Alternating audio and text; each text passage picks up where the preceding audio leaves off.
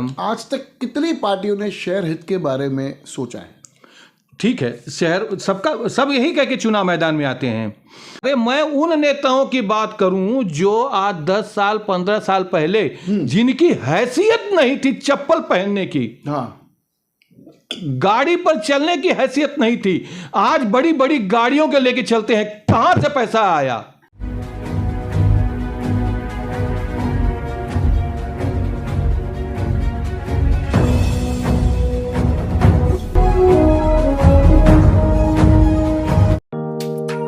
Neeraj Vinod Burani's Spacecraft Interiors. Your space, our craft. Experienced and professional team. No hidden charges. Luxurious designs. Follow us on Instagram. Spacecraft Interiors. Your space, our craft. आपकी property है आपकी शक्ति। आपके सपनों को पूरा कीजिए loan against property के साथ। चाहे हो आपका बिजनेस एक्सपेंशन प्लान या फिर पर्सनल ड्रीम्स और future plans, we have got you covered with our loan against property. आज ही Crystal Finance by Ajit Makhijani से संपर्क कीजिए। Easy process, minimum documentation, fast approval, hassle free doorstep process. आज लेते हैं एक मुलाकात दिनेश राय जी के साथ। दिनेश राय जी राष्ट्रवादी कांग्रेस पार्टी के नेता है और अच्छी जवाबदारी निभा रहे हैं। आने वाले चुनाव के अंदर राष्ट्रवादी कांग्रेस पार्टी, आपने पिछली बार भी कहा था, क्या एजेंडा लेके आप लोगों के बीच जाओगे? सर्वप्रथम मैं नमस्कार करूंगा सभी दर्शकों को। एजेंडा और उद्देश्य शहरवासियों के लिए, शहरवासियों के हित का और शहरवासियों की ज़रूरत का यदि किसी के पास है तो सिर्फ और सिर्फ हमारे दल और दल के नेताओं के पास ही है। अन्यथा जितनी भी शहर की पार्टियां हैं सब दलगत राजनीति करते हुए अपने ही दल में बटाव करके रख दिए हैं। क्या एजेंडा लेके जाओगे? जो भी शहर हित के कह दिया ना मैंने, शहर हित के लिए, शहरवासियों के हित के लिए जो भी विषय है उस विषयों को हम गंभीरता से उठाएंगे और उसका समाधान करके ही दम लेंगे हम। आज तक कितनी पार्टियों ने शहर हित के बारे में सोचा है? ठीक है, शहर सब यही कह के चुनाव मैदान में आते हैं। सिर्फ मैं ये आपसे यह प्रश्न करना चाहूंगा, किसी ने शहर हित के लिए सोचा होता, मैं कहता तो शहर में इतनी भ्रष्टाचारी, इतनी जो जिस तरीके से आज शहर हमारा पिछड़ा हुआ है दूसरे शहरों के हिसाब से, वो हालत नहीं होती। देखिए, आप जो पिछड़ा हुआ शब्द यूज़ किए ना, यह यूज़ करने की योग्य नहीं है हमारे लिए। अंबरनाथ से कर लो तुलना, कल्याण से तुलना कर दो, क्या हमारे शहर में? एक मिनट सुनिए आप भी। आप ये जो शब्द कहे ना, ये हमारे अपोजिशन वालों का शब्द है कि हमारे शहर से लोग पलायन कर रहे हैं, ये कर रहे हैं, वो कर रहे हैं। ये क्यों भूलते हैं आप कि उल्लासनगर शहर व्यापारिक क्षेत्र बनता चला जा रहा है। वो तो है, यही वजह है जो अपना मकान और दुकान व्यापार के उसमें इस्तेमाल करके वो खुद कहीं और रहने के लिए चले जा रहे हैं, उसको कह रहे हो आप पलायन है। क्या कारण? अरे जब हम सुविधा ही नहीं है, कोई मैं कहता हूं आप मार्केट के चले सी चौक की तरफ चले जाइए, उसके पीछे के देखिए पूरे इंडस्ट्री कमर्शियल होता जा रहा है। जितने रेसिडेंशियल थे, बैरक्स थे या मकान थे, रोका जाए इनको? मतलब हम यानी हमारे शहर में आप क्या व्यापार बंद करना चाहते हो? नहीं, हम चाहते हैं शहरवासी शहर में रहे। मैं क्या कह रहा हूँ, आप शहर का करें। मैं शहर का व्यापार, पलायन रुकेगा कैसे? जब हम क्षेत्र को बढ़ाएंगे तब ना। हमारे पास क्षेत्र है, फल है कि कितना, वो उल्लासनगर का इतने सब बॉक्स की तरह हैं हम लोग, और उसी में लटके पड़े हैं, उसी में कारखाना चलाएं या अपना परिवार का भरण पोषण करें। ठीक, आप अभी आने वाले चुनाव के अंदर आप भी दावेदारी अपनी रख रहे हैं राष्ट्रवादी कांग्रेस पार्टी से। बिल्कुल बिल्कुल। क्या एजेंडा लेके जाओगे पब्लिक के बीच? देखिए, मुझे खुद अपनी दावेदारी के लिए एजेंडा किसी को बनाने की जरूरत नहीं है, और न ही मेरे वार्ड वासियों के लिए। मैं कोई इतना बड़ा नेता नहीं जो शहर की बात करूंगा, मैं सिर्फ अपने क्षेत्र की बात करता हूं। मुझे ये कोई जरूरत नहीं है कि अपना प्रमाण दूं, क्योंकि मेरी माता श्री अर्थात आज मेरा लड़का जो कैंडिडेट उसको बना रहा हूं मैं, दुर्गा प्रसाद राय। आप क्यों नहीं खड़े हो रहे? मैं चुनाव नहीं लड़, ये देखिए मेरे न खड़े होने का मीनिंग यह है कि मेरी माँ मेरे दुर्गा को अपना उत्तराधिकारी मानती थी। वो कहती थी कि मेरी राजनीतिक जो पीढ़ी है यदि कोई आगे बढ़ाएगा तो दुर्गा ही बढ़ाएगा, क्योंकि उसके अंदर कार्य प्रणाली की क्षमता। आपकी माताजी कौन से साल में नगर सेविका थी? 1992 में। अच्छा। और कौन सी पार्टी से उन्होंने? कांग्रेस से। और उस समय पप्पू कालानी जी हमारे लीडर थे। कांग्रेस में थे उस टाइम? उस समय लीडर भी थे। अब बीच में भी रहे और आज भी हैं और भविष्य में भी रहेंगे। पप्पू कालानी जी हमारे लीडर थे और पप्पू कालानी जी आगे भी भविष्य में हमारे लीडर रहेंगे। तो उस समय मम्मी नगर सेवक बनी। मम्मी नगर सेवक बनी तो हमारे क्षेत्र का आज़ाद नगर, गरीब नगर, गांधी नगर, कृष्णा कॉलोनी, ऐसी परिस्थिति थी वहाँ पर हम आधा किलोमीटर चलकर पानी भर के लाया करते थे अपने घरों में। उस टाइम परिस्थिति थी। गलियाँ एकदम पूरी खंडहर जैसी गलियाँ थी। कोई भी गली नाली पक्की थी ही नहीं, जगह जगह कचरे का अंबार लगा रहता था। लेकिन मेरी मम्मी जब 1992 में जो लीडर बन के उभरी, हाँ, तो आज आजाद नगर की एक एक गलियां जो पक्की हुई है, एक एक घर घर तक जो पानी पहुंचा है, एक एक लोगों को जो उजाले मिले हैं, वो मेरी मम्मी की और माननीय पप्पू कालानी की देन है। कि घर मेरी मम्मी को वो भी माँ कहते हैं। अभी क्या परिस्थिति है? अभी परिस्थिति हमारे आजाद नगर की अच्छी है, उसमें कोई बदलाव नहीं आएगा। और आज मैं यह कहूँगा, मुझे मम्मी के लिए मेरी तारीफ अपने मुंह से बोलने की जरूरत नहीं है। आप आजाद नगर में एक बार चले जाइए और श्रीमती इंदिरावती राय जी का नाम ले लीजिए, तो यह आपको अपने आप मालूम पड़ जाएगा कि वह इंदिरावती राय आज लोगों की जुबान पर उनके लिए क्या शब्द हैं। यह प्रमाण है, जब उनका देहांत हुआ तो पूरा परिसर लगभग एकदम गमगीन था। मेरे को लग रहा है सब गमगीन था परिसर उल्लासनगर में, क्योंकि उनकी कार्य देखिए क्या है, उन्होंने कभी जाति भेद नहीं किया अपने कार्यकाल में। हर धर्म के लोगों को अपना एक समाना, अपने घर में बिठाना, चाय पानी कराना, लोगों की जरूरतों को ध्यान देना। कार्यकाल बहुत छोटा रहा, हमें कार्यकाल नहीं मिला, क्योंकि 92 में उसके बाद विषम परिस्थिति कुछ आई कालानी परिवार पर। उसके बाद धीरे धीरे हमारी उनकी वजह से नगर पालिका बर्खास्त कर दी गई।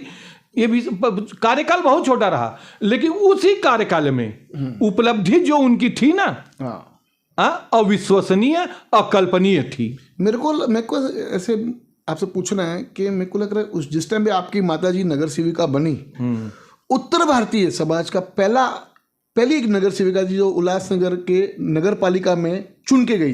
हकीकत पहली उत्तर भारतीय नगर सेविका चुन के गई थी। पहली उत्तर भारतीय महिला थी वो। तो इस बार फिर वापस एक और बार, मतलब जो आज जैसे आपने कहा कि आपके माताजी का एक ख्वाब था कि मेरा पोता दुर्गा राय एक बार चुनाव में उतरे, तो ये जब चुनाव आएगा, जब आप चुनाव में उतरोगे, तब काफ़ी लोगों की समस्या है, कैसे हल करेंगे? देखिए, समस्या तो जो हमारे आज़ाद नगर में लगभग अब धीरे धीरे समस्या मूलभूत समस्या की जो बात कह रहा हूँ मैं, वह कम होती जा रही है। हाँ, यह कहीं कहीं जरूर है कि कहीं कहीं तक पानी नहीं पहुँच पा रहा है, वही तकलीफ दूर करना मेरा एक उत्तरदायित्व है।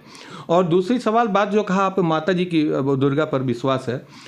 माता जी के मेरी माता जी के ज़्यादा करीब मेरा बेटा ही रहा है दुर्गा।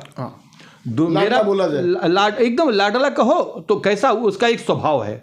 मेरे बेटे ने भले आज इंजीनियर बन गया हो या कुछ भी मुकाम हासिल किया हो, अपने प्रोफेशन में कुछ भी मुकाम हासिल किया हो, लेकिन उसके अंदर संस्कार मैंने अच्छी तरह से दिए हैं। वो तो हमने भी सुना है कि दुर्गा राय एक अच्छा आर्किटेक्ट है उल्लासनगर का। मुझे एक बात बताइए, आज आपकी बेटे की छवि एकदम साफ है, एक अच्छा व्यक्ति है, एक अच्छा शहर का आर्किटेक्ट है। मुझे तो बताइए कि जो भ्रष्टाचारी जो यहाँ पे भरे हुए नेता लोग, उसके बीच में रह के काम करना कितनी कठिन की बात, आपको कितनी कठिनाई आपको पता है, तो वो उनको कैसे ये फेस कर पाएंगे? देखिए, जहाँ तक भ्रष्टाचार की बात कर रहे हो ना, तो वो किसी ने कहा है ना, एक ही गुल्लू काफ़ी था बर्बाद गुलिस्तां करने को, यहाँ हर साख पे उल्लू बैठा है, अंजाम गुलिस्तां क्या होगा। यहाँ पर तो नेता ऐसे हैं, सुनिए ना, यहाँ पे नेता लोग भ्रष्टाचार की आकांक्षा हो गए हैं, आकंठ भ्रष्टाचार में डूबे हुए हैं। उदाहरण एक छोटा सा गली का रिपेयरिंग करवाते हैं, उसमें भी 20-25% कमीशन लेते हैं वो लोग। ये अच्छा नहीं है। आप शहरवासियों का पैसा, अरे मैं उन नेताओं की बात करूं जो आज 10 साल 15 साल पहले जिनकी हैसियत नहीं थी चप्पल पहनने की, हाँ, गाड़ी पर चलने की हैसियत नहीं थी, आज बड़ी बड़ी गाड़ियों के लेके चलते हैं। कहां से पैसा आया? ये बात आपने सही बोली, कहां से वो पैसा आया? वो नेता मैं कहता हूं, अनेक है। मैं कहता हूं, मैं भी मध्यम वर्गीय का परिवार का हूं, मैं परिवार का सदस्य हूं, लेकिन मैंने बेटे के सिर्फ दिमाग में यही डाला है, बेटा करप्शन से बर्बादी आएगी, बेटा कभी करप्शन नहीं करना। मैं बोलता हूं दुर्गा, मैं कहता हूं यदि अगर करप्शन का एक भी पैसा ले लेगा, उस दिन मुझसे आकर कोई सवाल करे, मैं उसको जवाब देने के लिए तैयार हूं। यहां तक कि मेरी जिद ये होगी कि मैं उसका जवाब ही नहीं, अंजाम भी दिखाऊंगा। तो यानी ऐसे आपके साथ कितने नेता होंगे शहर में जो 10 से 15 साल पहले चप्पल पहनने की वो नौबत नहीं थी, आज बड़े बड़े गाड़ियों में, बड़े बड़े मकानों में रहते हैं। कहीं नहीं ऐसे नहीं लग रहा कि इन्होंने सही मायने में लोगों का खून चूसा है? चूसा नहीं है, खून पिया है, ड्रैकुला की तरह। ड्रैकुला की तरह खून तो पिया है, लोगों का चूसा नहीं है। चूसे तो खटमल है, हाँ, लेकिन वो ड्रैकुला की तरफ पिए हैं। अरे भाई, तुम उनकी एक बार बैग में चले जाओ, उनकी परिस्थितियों के एहसास हो जाएगा कि किस तरह आया था और आज किस तरह हमारे सामने आता है। अरे उनको सबक देखिए, आप ही कल के इंटरव्यू में देखा मैं कि नए लोगों को, यंग लोगों को यह कमांड देनी होगी। सही। तो मैं यह सत्य कह रहा हूं। मेरी माँ शायद यही दृष्टिकोण था, जो मुझे न मानकर दुर्गा को मेरे ज्यादा मानती थी, कि उसके दिमाग में यह था कि यंग है ये, नहीं हम तो कहते हैं उसके अंदर काम करने की क्षमता है, लोगों की मदद करने की भावना है। वो यह मानती थी कि लोगों की मदद करने की भावना इसके अंदर, यह सच्चा समाज सेवक बनेगा, नगद सेवक नहीं बनेगा, या नरक सेवक नहीं बनेगा, यह सच्चा नगर का सेवक बनेगा। हम तो अटम कहते हैं ना कि इस बार पढ़े लिखे लोग आने चाहिए। अब जैसे आप जैसे कल के इंटरव्यू की बात कर रहे हैं, तो हमने इनका चलाया इंटरव्यू अजीत माखीजानी जी का। वो भी पढ़े लिखे इंसान है, अच्छे बिजनेसमैन है, अच्छी समझ रखते हैं राजनीति की, और काफ़ी अच्छा ग्रिप बना के चल रहे अपने वार्ड के अंदर। जो पहले अगर आप 2 साल पुराना अगर अजीत माखीजानी देखेंगे तो उस टाइम पे आपको लगेगा कि भाई एक बिजनेसमैन है, लेकिन आज जो उनमें जो राजनीतिक गुण है, जो उनको समझ है, जो उन्होंने स्टडी किया है, ये जो स्टडी की बात कर रहा हूँ, जो हम कहते हैं हर टाइम कि एक पढ़े लिखे इंसान अंदर जाने चाहिए। तो आज देखिए, आप उदाहरण के तौर पे मैं आपको अजीत माखीजानी के बारे में बताना चाहूँगा कि 2 साल पहले उन्होंने राजनीति में पाँव रखा, आज उनको पूरा राजनीतिक का सिस्टम पता चल गया। तो जब ऐसे लोग चुन के, और अगर महानगर पालिका में जाएंगे, जैसे आपने दुर्गा राय की बात की, वो आर्किटेक्ट है, तो ऐसे पढ़े लिखे लोग, अजीत माखीजानी, दुर्गा राय, ऐसे पढ़े लिखे लोग जब अंदर जाएंगे, तब उस टाइम पे वो लोग भ्रष्टाचार पे रोक लगाएंगे और शहर का सही माने में उद्धार होगा, डेवलपमेंट बढ़ेगी, स्मार्ट सिटी की तरफ हमारा शहर बढ़ेगा। ऐसे लोगों को आगे आना चाहिए। यही सत्य ही है। ये सभी पार्टियों को सोचना चाहिए। अनपढ़ लोग, राष्ट्रवादी नहीं, सभी पार्टियों को हम कहना चाहेंगे, सभी पार्टी लोग पढ़े लिखे लोगों को उतारे, इस बार मौका दे। जो जूने लोग हैं, जो रिटायर लोग हैं, जो बाल काला करके अपने को जवान समझते हैं, उनकी कोई जरूरत नहीं। महानगर पालिका के अंदर उन्होंने बहुत भ्रष्टाचार किया, इस बार छोड़िए हमारे उल्लासनगर, बख्शिए, नए लोगों को चांस दीजिए। क्या बोलेंगे दिनेश भाई? यही देखिए, सुनिए, आपने जो शब्द कह दिए, हमारा शहर लूट रहा है, मेरे दिल की बात कह दी आप। अनपढ़ लोग, जीरो कंपनी वाले, अनपढ़ लोग, अंगूठा लोग, अंगूठा छाप, जिसकी औकात नहीं थी चप्पल पे चलने की, आज वह करप्शन करके इतना बड़ा पैसे वाला बना। तो कैसे बना, यह शहरवासियों को जानना होगा, और इसके लिए जागना भी होगा। यदि उनकी वो जागेंगे ना तो ही जाके ऐसे लोग हटेंगे शहर से। और रही सवाल पढ़े लिखे लोग अपने प्रोफेशन में खुद ही इतना माहिर होते हैं कि उनको करप्शन की जरूरत पड़ती ही नहीं। नहीं, पढ़े लिखे इंसान तो अपना रोजगार खुद चलाएंगे, और वो पढ़े लिखे लोग हैं, अच्छे ओहदे पर हैं, तो उनको इस प्रकार के पैसों की जरूरत ही नहीं। वो बोलेंगे कि जो पब्लिक का पैसा पब्लिक के यूज में काम है, उनके डेवलपमेंट में काम है। बात है, यही बात है। बोल रहा हूँ दिनेश जी, अगर इस टाइम अगर पढ़े लिखे लोग आगे ना महानगर पालिका के अंदर, उल्लासनगर पूरा रूपरेखा चेंज हो जाएगा, पूरा नक्शा चेंज हो जाएगा, एक नया उल्लासनगर स्मार्ट सिटी नजर आएगा। मैं कहता हूँ इस बार ना इतने अच्छे पढ़े लिखे मतलब युवा पहुंचेंगे सदन में, और देखिएगा उनकी कार्यप्रणाली देखते हुए यह लोगों को आंखों में आएगा कि हाँ, ऐसा ही हमको जो दूसरा नेता चुन के दिया है ना अनपढ़, वैसे नहीं चाहिए, इसको हटाना है, अगले टाइम उसको ऐसे ही लोगों को लाना है। इस बार पढ़े लिखे लोगों को लेके आइए, ये 8वीं पढ़ी हुई का सर्टिफिकेट या 10वीं पढ़े हुए लोग, इन लोगों ने, इनको कोई ऐसे लोगों को क्या पढ़ाई ना होने के कारण उनको समझ की कमी होते हुए, और उन लोगों को पता ही नहीं है, और बाद में फिर कोई बोल देता है कि इसमें पैसा ज़्यादा आ रहा है, तो वो करप्शन में लिप्त हो जाते हैं। अगर पढ़े लिखे लोग होंगे तो उनको गुमराह करना भी मुश्किल रहेगा। तो इस बार एक बार पढ़े लिखे लोगों को चांस दीजिए, देखिए उल्लासनगर स्मार्ट सिटी के रूप में उभर के आएगा, ये हमारा विश्वास है। धन्यवाद, देखते रहिए फिट्सबर्ग न्यूज़ चैनल।